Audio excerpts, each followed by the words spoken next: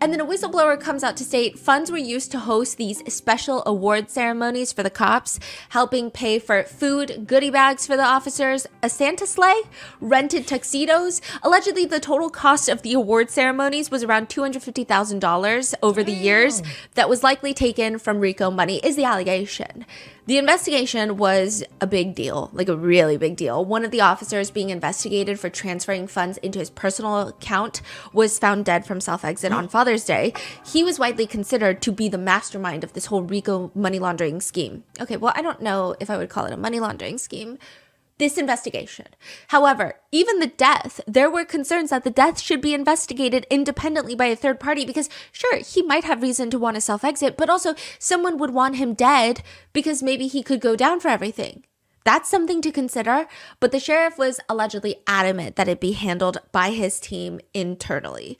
Sheriff Nanos, that same sheriff, is the one working this case, and some people who know Sheriff Nanos says that he holds a grudge and that he doesn't like the feds after that 2016 investigation, but those are allegations, those are speculations, those are opinions.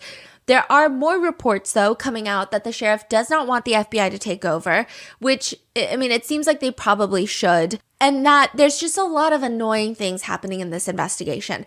First of all, here's the weird thing. There are a few key pieces of forensic evidence that are deemed to be highly important in this case. There's probably more that the public doesn't know about, but the ones that the public do know about is one, obviously the blood tested on the front porch turned out to be Nancy Guthrie's. Second, they do find a pair of gloves 11 days later near the house off the main highway. They think it could be the gloves used by the perpetrator or perpetrators. It's like those black nitrile gloves. So, I mean, they found a lot of them. So they sent all of them out for testing, and a ton of them turned out to be some of the search workers would just I guess they would put their search gloves into a baggie, and maybe that bag blew away in the wind and they just had scattered gloves everywhere.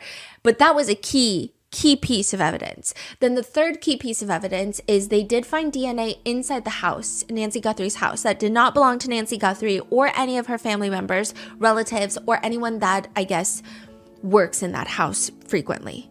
But where this information is sent, where this data is sent to be tested for the forensics is really important. Interestingly, the FBI is like, we can take it to Quantico. Why would you not want it tested in Quantico? I don't know anything, but I probably would want it tested in Quantico, okay?